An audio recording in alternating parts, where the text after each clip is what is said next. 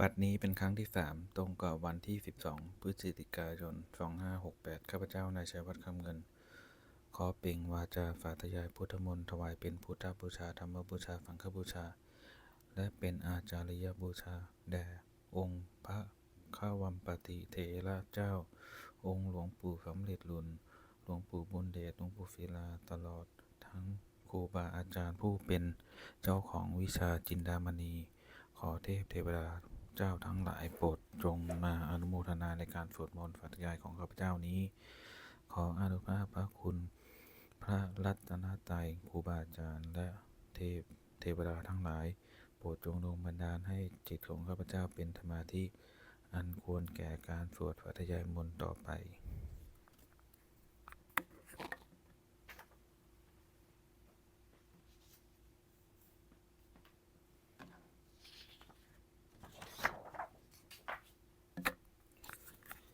บทสวดชุมนุมเ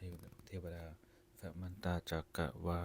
เลสุอัตลาคัจฉันตุเทวตาสัทธัมมังมุนิลาชัสสะสุนันตุสักขะโมขะทังสักเกกามีจารูเปเฟลิกิคาละตะเตจันทติเกวิมาเนทีเปรัตเถจะคามีตะลุวะนาคะหะเนเคหะวัตถุมะหิเคเตภูมิมาจายันตุเทวาชาลาถาลาวิฝะเมยักขะกันทัพพะคา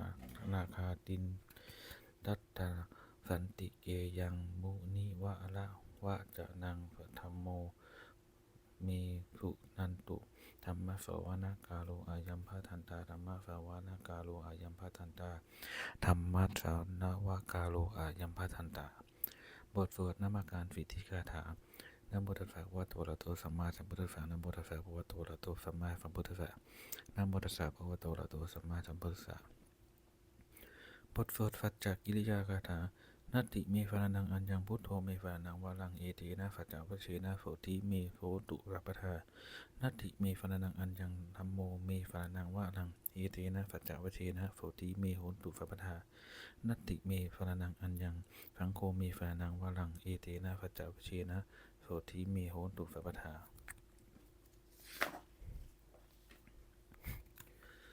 บทสวดมหาการุณิโกนาโถติอาทิกาคาถามหาการุณิโกนาโถอัตถยะสัพพปานินังปูเรตวาปารมีสัพพะปัตโตสัมโพธิมุตตมังเอเตนะสัจจวัชเชนะมาโหนตุสัพพุตปัตตวามหาการุณิโยนาโถหิตายะสัพพะปานิตังปูเรตวาปารมีสัพพะปัตโตสัมโพธิมุตตมังเอเตนะสัจจวัชเชนะมาโหนตุสัพพุตปัตตวามหาการุณิโยนาโถสุขายะสัพพะปานิตังปุเรตวาปารมีสัพพะปัตโตสัพโพธิมุตตมังเอเตนะสัจจวัชเชนะมาโหนตุสัพพุตปัตตวาบทสวดมหาสมัยสูตรเอวัมเมสุตังเอกังสัมมยังภควาสัพเกสุวิหรติกะปิละวัตุมิงมหาวาเนมหาตาภิกขุสังคเนสิทิงปัญจมัตเตหิภิกขุสัตเตหิสัพพาเทวะอรหันเตหิสัพพหิจะโลกะธาตุหิเทวตาเยปุเยนาสันนิปันติตาโหนติภควันตังทัตสนายะภิกขุสังมันจังอรโคตะคุณนังสุทธาวาสกานิชานังเทวานังเอตทะโหสิยะทังโคภควาสักเกสุวิหารติปะปิละวัตุมิงมหา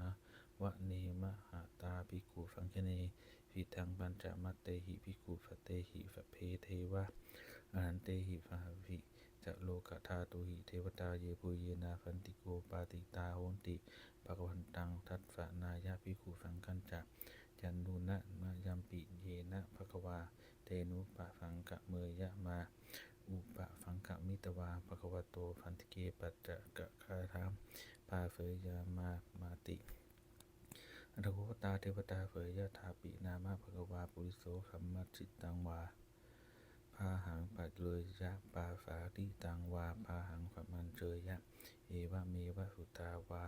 เสสุเทวะเสสุกัตตะตัลตาหิภควโตปุระโตปุตุปาตุละหังสุอรโคตาเทวตาภควันตังปิวาเทวตาเอกะมันตังอัตตังสุเอกะมันตังทิตาโข เอกาเทวตาภควโตฟันติเกอิมังคาถังอภาฟิมหาพมโยมหาปนัตมิงเทวกายาปมาคาตาอาคาปัมหาอิมัง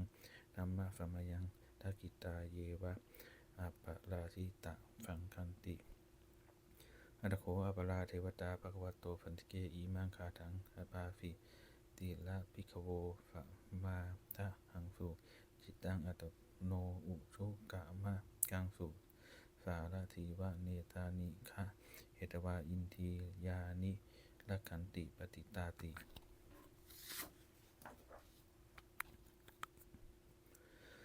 อัตโขอัปปราเทวตาภควโตฟันติเกอิมังคาถังอภาฟิเชตวาขีลังเชตวาปาริทัง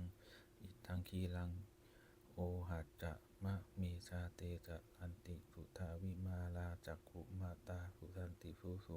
นาคาติอัตโขอัปปราเทวตาภควโตฟันติเกอิมังคาถังอภาฟิเยเกจิพุทธังพรนังคะตาเสนะเตกะมัตพันติอะปา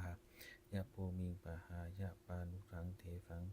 เทวกายังปุริเลสันติตีอัตโขภควาภิกขุอามันเตติเยปุเยนาภิกขเวทัพพะสุโลกธาตุเทวตาฟันติโพนติตถาคตังทัสสะนายะภิกขุสังฆัจจเตปิเตภิกขเวไออะเหสุงอตีตะมันตะอรหันตันโตสัมมาสัมพุทธาเตยัมปิภควันตานังเอตะปารมะวาวะเทวตาสันติปาติเออะเหสุงเสยยะทาปิไมหังเอตะละติเยปิเตภิกขเวปาวิสันติอัฏฐากัตตมัฏฐานังอรหันตันโตสัมมาสัมพุทธาเตยัมปิภควันตานังเอตะปารมะเยวะเทวตาสันติปานิตาภาวิสันติเสยยะทาปิไมหังอัตตลาหิอายิคิสามีภิกขเวเทวกายานังนามามิกิตตะยิสามีภิกขเวเทวกายานังนามานิเทนิสามีภิกขเวเทวกายานังนามามิตังปุนาถะสาธุกังมานาฟิกาโลทะภามิปิสามีติเอวัมภาปันเตติโคเตภิกขุภควโตปัจจัตโธสุงภควาเอตะตะโวจะฟิโลกะมนุษสามิงยัตถะภูมาปภัตติตาเยติตาฝักคีริสัพพลังปานิตัตตาสมาติตาปูตุสีหะวะลันตีนาโลมะหังภาภิสัมพุโนโอทาตมะนะสาพุทธาวิปะสันนะมะนานิวาพินโยปัญจเตปัญญาวะเนกาปิละวัตตะเวตะโตอามันยิรัตถาภาวะเกฟลเนละเตเทวกายะภิกขันตาเตวิชานาทาภิกขโวเตจะอปัปปะมะกะลุงสุตวะพุทธัสสะสัฟนังเตสัมปาตุลาหุญาณังอานานุสนัตตานังอัปปเกสมาทัตทักขุงวัดฝังฝัตถะสัตตลิงฝัตตังไอเกสหัสสานังนามานุฐามัตถถุงอัปปเกตันตะมัตทักขุงทิสาสัพพาตาอาขุงนันฉาสัพพังอภิญญายะภวักวิตวานะจักกุมาตะโตอามันตนิทัตตาตวเกระเตระเตเทวกายะภิคันตาเตวิชานาทาภิกขโวเยโวหังกิตตายิสามีคิลหิอานุปุปโสกัตตะสหัสสะวะยักขาภูมากาปิลาวัตวาอิทิมันโตทุติมันโตวันนวันโตจะสัตเทโนโมทนาภิกขมงภิกขุนังสามิติวนังถ้าจะหัดสัตเหมะวัตตายักขานานาตะวนิโนอิทิมันโตทุติมันโตวันนวันโตจะสัตเทโนโมทนาภิกขมงภิกขุนังสามิติวนังภาษากีฬาทิสหัสสายักขานานาตะวนิโนอิทิมันโตชุติมันโตวันนวันโตจะสัตเทโนโมทนาภิกขมงภิกขุนังสามิติวนังอิเจเตโสหัสสะหัสสายักขานานาตะวนิโนอิทิมันโตจุติมันโตวันนวันโตยะสัพพิโนโมทนาภิกขโมภิกขุนังสามิติวนังเวสามิตาปัจจะสาตายักขานานาตะวนิโนอิทิมันโตจุติมันโตวันนวันโตยะสัพพิโนโมทนาภิกขโมภิกขุนังสามิติวนังโค กุมพิโลราชาคิโหปูเลวัตตนิเวนะนังพินโยในพระฝหัตถังยะขานังปาริปูปาฟาติภูมิพิโลราชาหิโกโสปะคาฝามิติงวนังปูริมัจจาทิสังราชาตตัดโทปตารติคันทัพพานังปฏิปาติมหาราชายฟัตวิโสพุทธาปิตัสสะพะโวอินทมานามหาพลาอิติมันโตจุติมันโตวันนวันโตยฟัตฟิโนโมทนาวิกมุงภิกขุนังฝามิติงวนังทักกินันจากที่ฝังราชาวิโลโหตัปปะ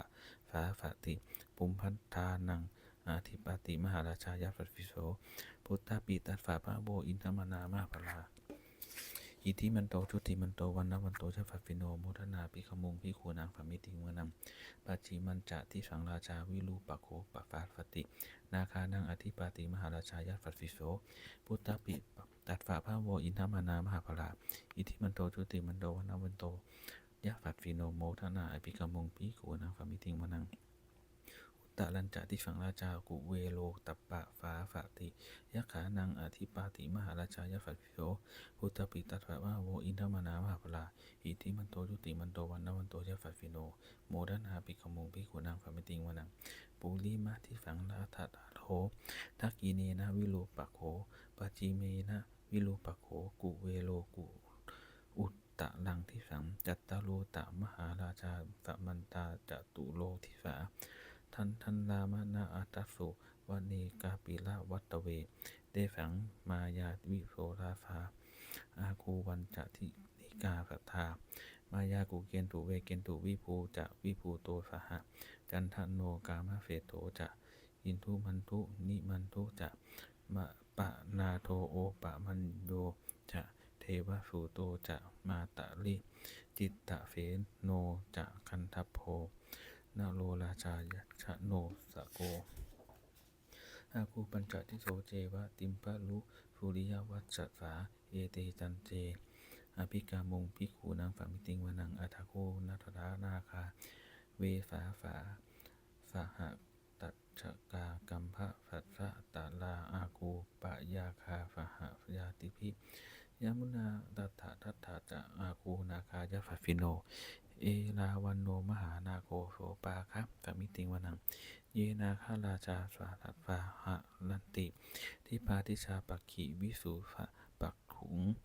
เวหายะสาเตวนะมัชฌปัตตาจักตาสุปันนาอิติเสตะนามังอาภยันตาทานาคราชา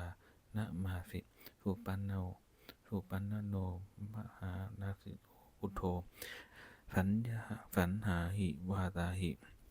อุปาหะยันตานาคาสุปันนาภาละนะมะกังสุพุทธังจิตตวชิระหัตเถนะสุมุทังอสุลาสิตาปาตะโลวาสวัสเตอิทิมันโตยัฟฟิโนกาลกัญชาอภิปิสมาอสุลาเทวะเวคะสาเวปาจิตติสุจิติจาปะหาลาโทนะโมจิสหะสัตตัญจะปะริปุตตานังสัพเพเวโลนะมหาตกาฝันในหิตวาภาลิงเสนังราหุพัทธะมุปาคะมุงสะมะโยธานิปัตทันเตภิกขุนางฝามิติงวนัง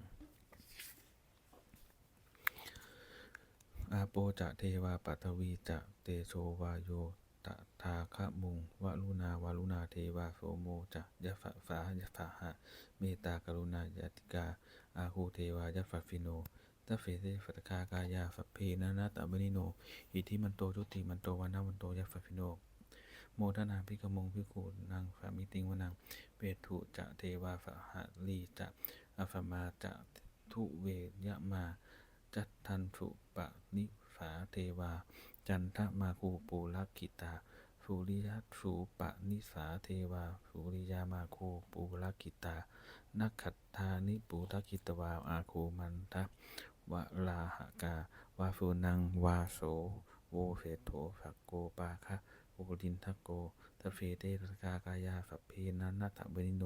อิติมันโตจุติมันโตวันนะวันโตยะฟัตฟิโนโมทนาภิกขมุภิกขุนางความมิติงวนังอัฏฐโคสัตสหภูเทวาสาระมัคคิขีลาลิวะ อริตกาจะโลชาจะอุมมาปุพพะพิกาพาฟิโนวรุณาฟหธรรมะจะอัจจุตาจะอเนชกาสุเลยะลุจิลาอาโกวะฝะวะเนฟิโนทัฟเฟเทสัทธากายาฝัพเพนะนาตะเวนิโนอิทิมันโตชุติมันโตวนาวันโตยะฝัพฟิโนโมทนาภิกขมงภิกขุนางฝัมมิติงวนังฝัมมนาฝัมมนามหาฝัมมนามนุษย์ฝามนุษย์ฝามาติกะปะปุติกาอาโกมโนปากุติตาอัตโคนะหาละโยเทวาเยจะโลหิวาฟิโนปาราคามหาปาราคาอาโคเทวายะฝัพฟิโนทเฟเทฝัตคากายาฝัพเพนะนาตะวิโนอิทิมันโตจุติมันโตวันนาวันโตยะฝัพฟิโนโมทนาอภิกามงภิกขุนางฝัมมิติงวนังสุกากาลุมหาอาลุมหาอาโกเวคะนะฝาหะโอทะขาไตหาปาโมขาอากูเทวาวิจักขณาปมาตามัตตาหะทาคาชามิสกาจะยะฝัพฟิโน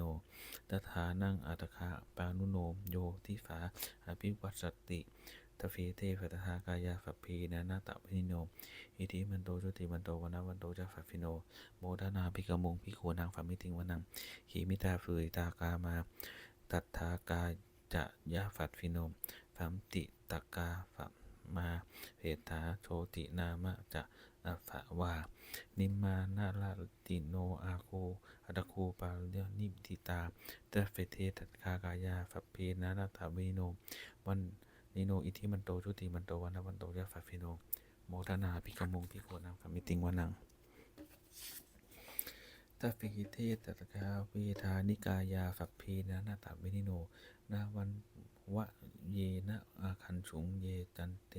ปฏิติฟหะปาวุธชาติมะขิลังโอคะตินนะมะนะฝะวังทักเคโมคะตะลังนาคังจันติวังอาติตาฟิตังปะพมาตมะโตจะปุตตาอิมะโตฟหะฝันนังกุมาโลติโสจะโสปาคะฝามิติงวนังฟหัตฝะพมากานังมหาพมาทิติตติอุปตะชุติมันโตพิสากาเมายะฝัพฟิโส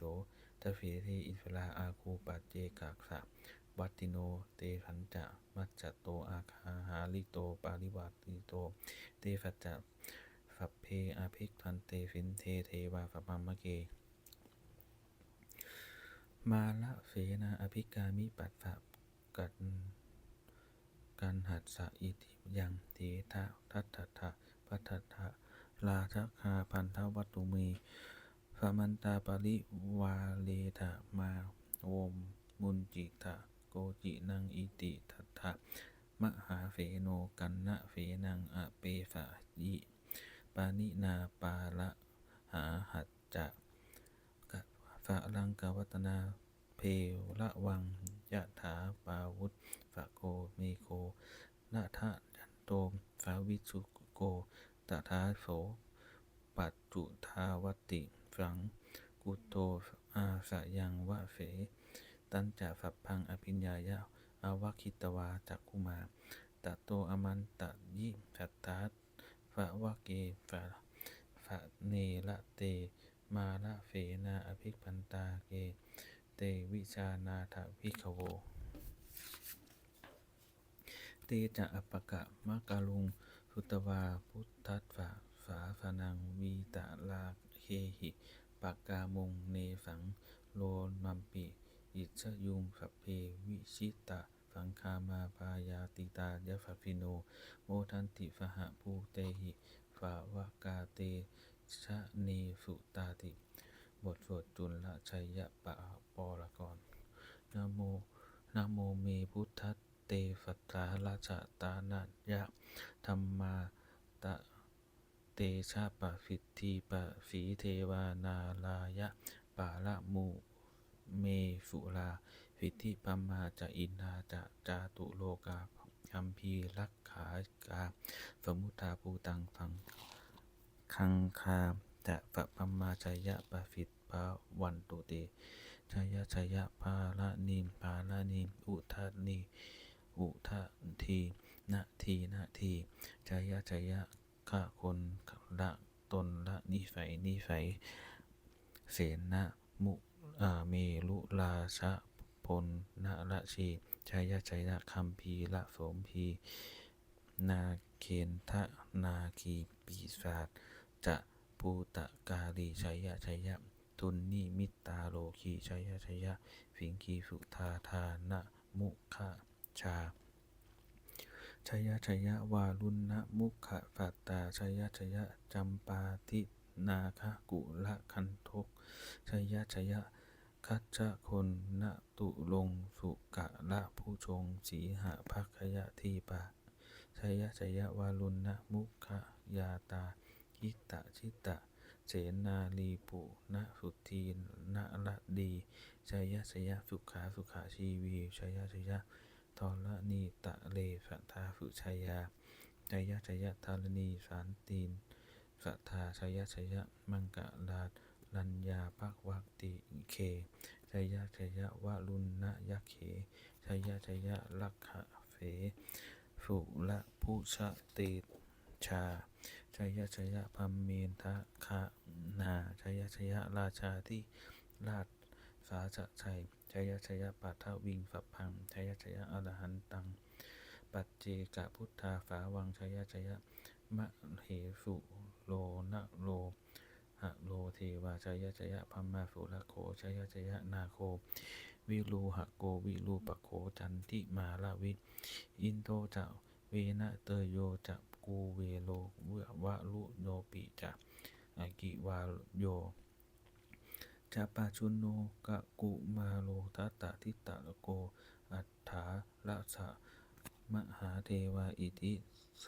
ปาสะอัตโยอิทิโนสาวกาสัพพาชัยยาลาโมอภาวันตุเตชัยธรรมโมจะสังโฆจะทัพปาโลจะชัยกังเอเตนะสัจจะเตเชนะสัยยาโสติปวันตุเตเอเตนะพุทธเตเชนะโสโหนตุเตชัยมังคลัง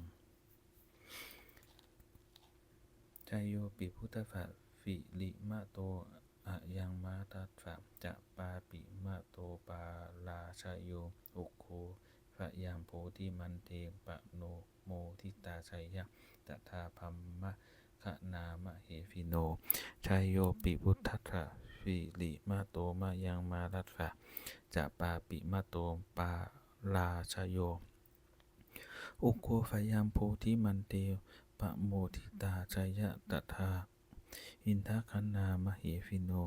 ชัยโยปิพุทธะสิริมาโตอะยังมารัตถะจัปปาปิมาโตปะราชโยอุโคภยามโพธิมันเตปะโมทิตาชัยยตตาเทวคะนามหามเหฟิโนชัยโยปิพุทธะสิริมาโตมะยังมารัตถะจัปปาติมโยปาราชโยอุโคภยามโพธิมันเตปะโมทิตาชัยยตถาสุปันนาคานามเหฟิโนชัยโยปิพุทธัสสะเพื่อริมาโตมะยังมาลัสสะจะปาติมะโตปะราชโยอุโคภยามโพธิมันเตปะโมทิตาชัยยตถานาคคานามเหฟิโนชัยโยปิพุทธัสสะสิริมาโตมะยังมารัสสะจะปาติมาโตปะราชโยอุโคภยามโพธิมันเตปะโมทิตาชัยยะสัทธาสัพพัมมะทัยคามะเหฟิโนชยันโตโพธิยาโมเลสักยานังพันติวัตโกเอวังวังวิชาโยโหหิชยันสุชยมังคะเลอปาราชิ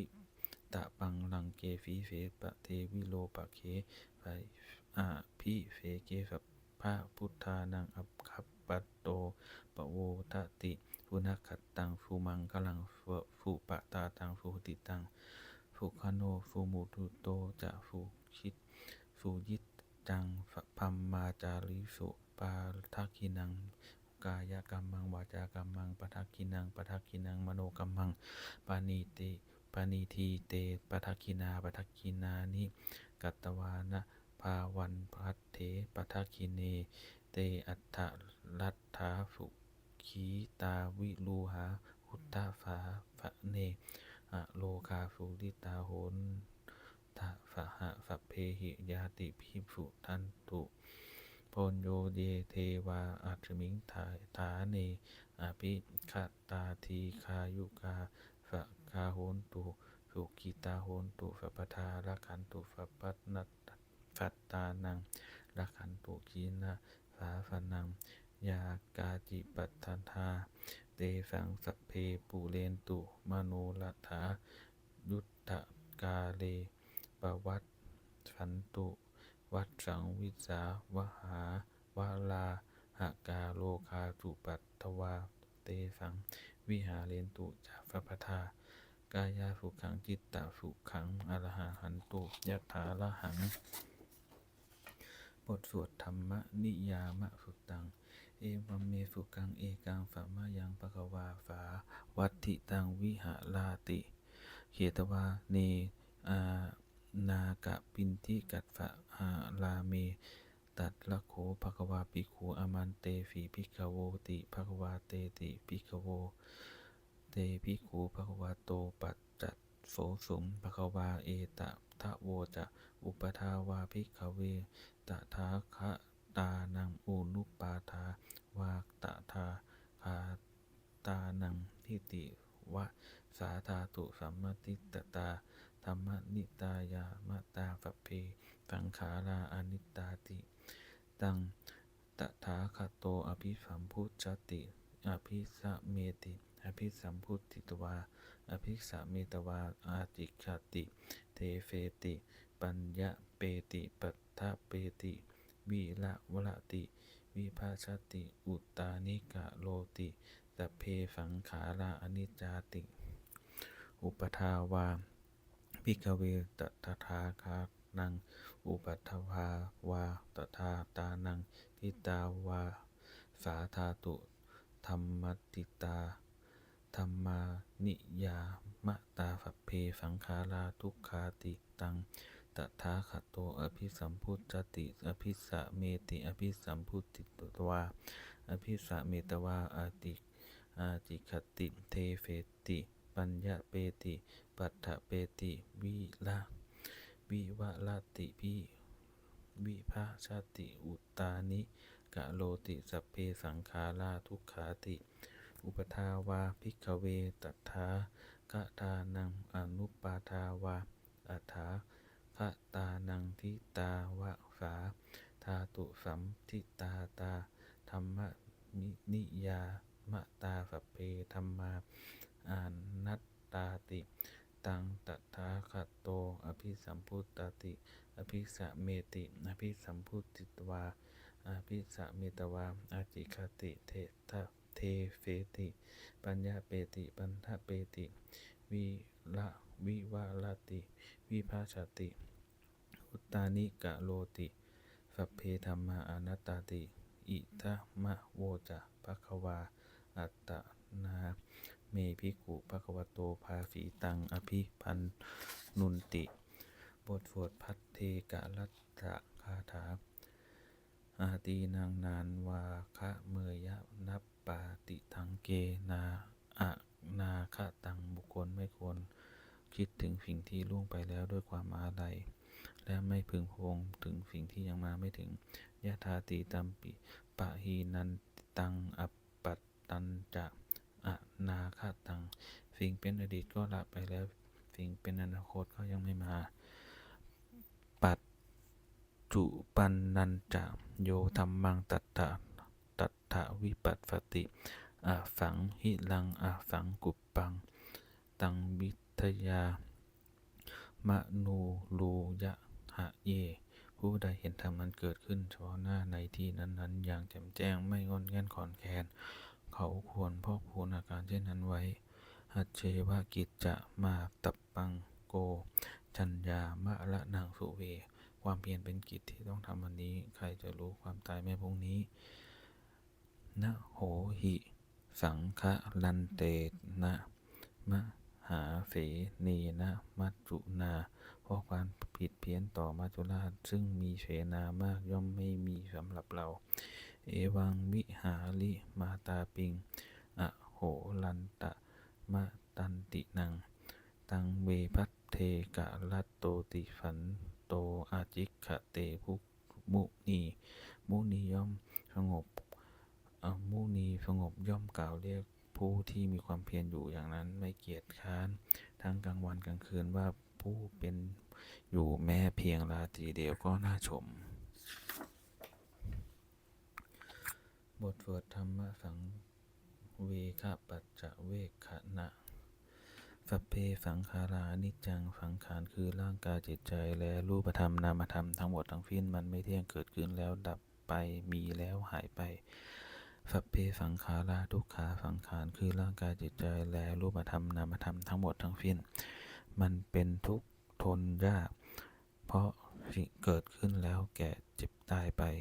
สัพเพธัมมาอนัตตาสิ่งทั้งหลายทั้งปวงทั้งที่เป็นสังขารและมิใช่สังขารทั้งหมดทั้งสิ้น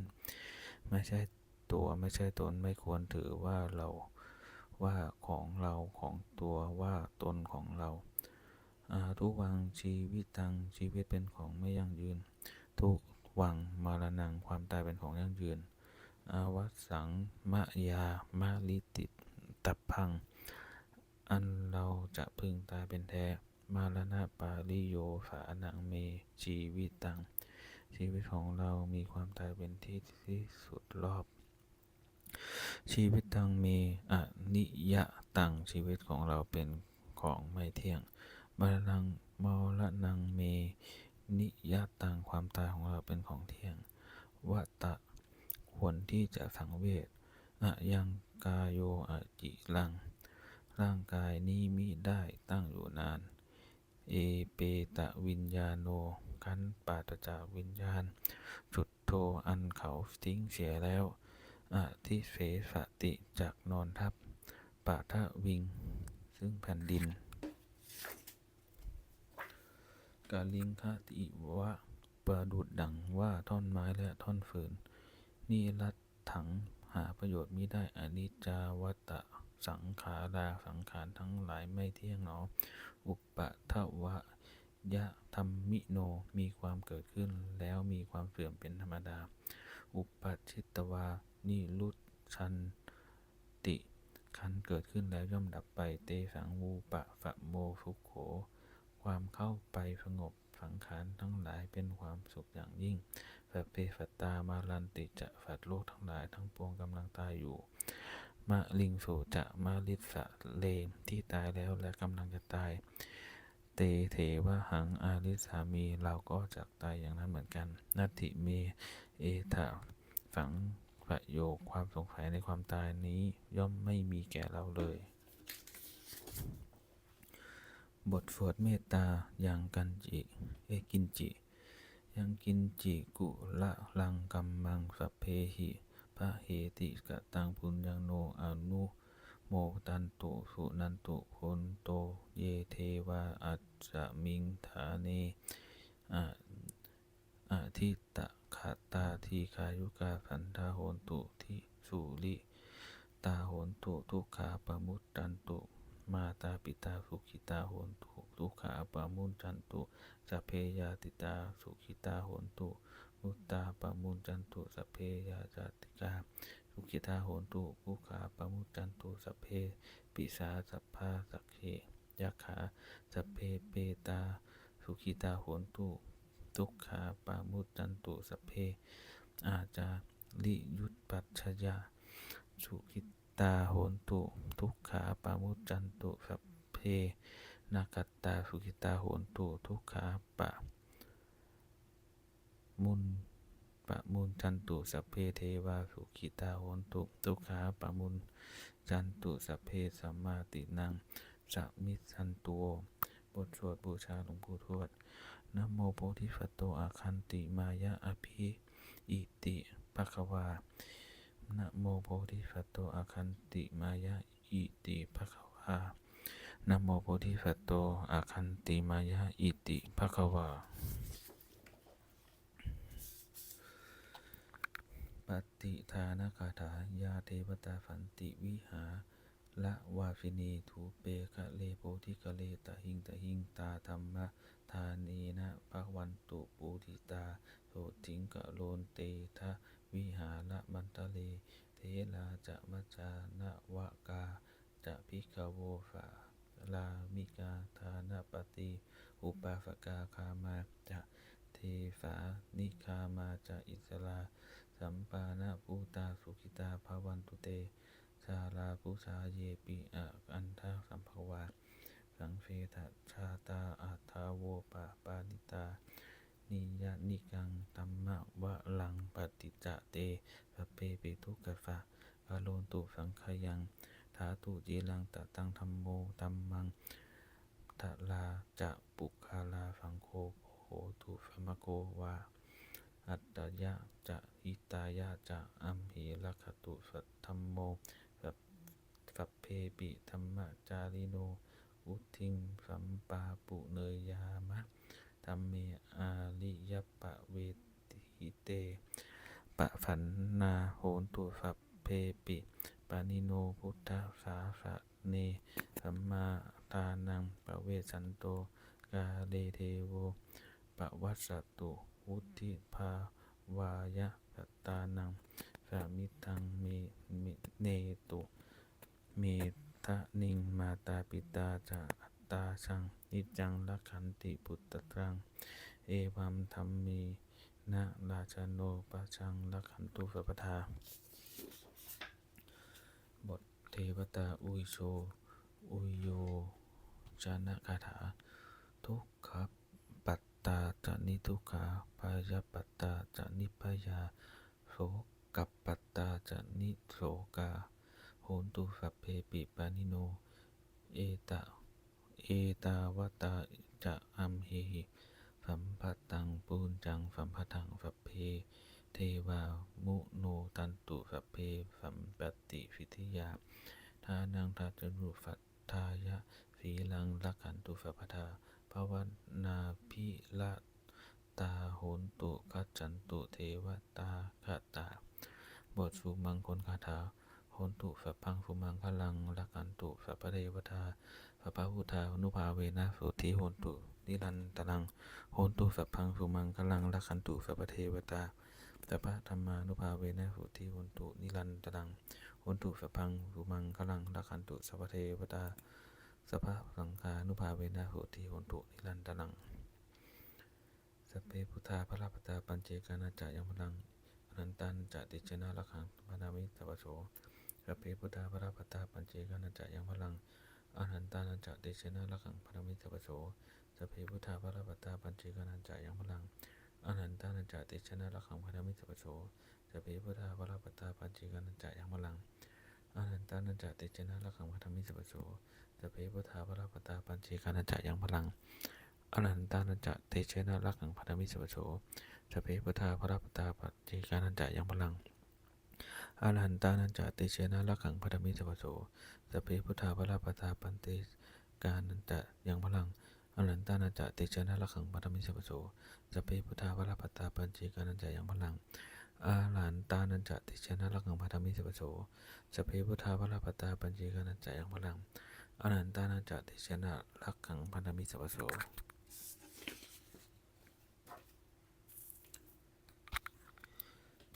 ด้วยอำนาจแห่งบุญกุศลที่ข้าพเจ้าได้สวดพระจายพระพุทธมนต์นี้ข้าพเจ้าขอน้อมถวายอุทิศถวายเป็นพระราชกุศลแด่สมเด็จพระนางเจ้า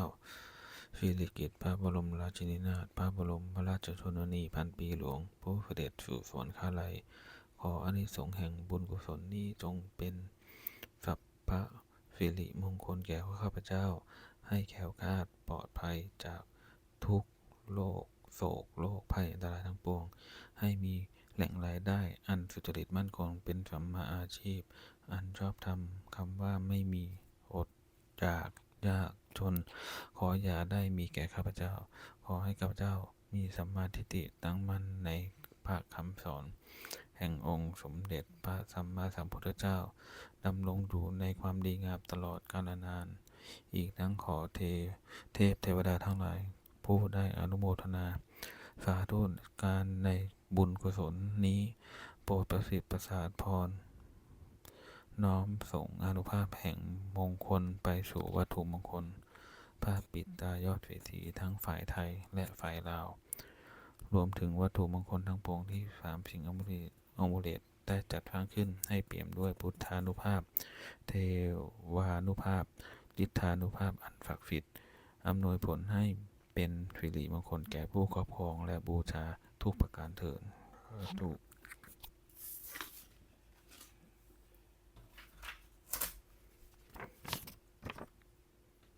ขอจบการสวดความเพียรครั้งที่ 3 ครับ